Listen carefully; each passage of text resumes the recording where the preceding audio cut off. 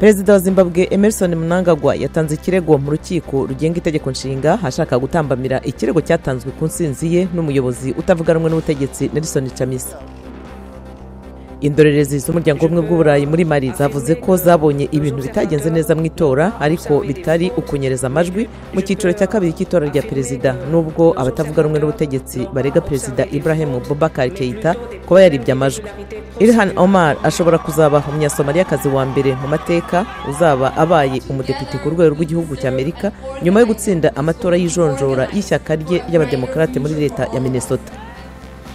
Senegal yihaye intego ya miliyari zitabarika z'amadolari kugira ngo yihaze mu byo ikeneye yifashishije umusaruro w'umuceri mbere y'impera z'umwaka wa 2020.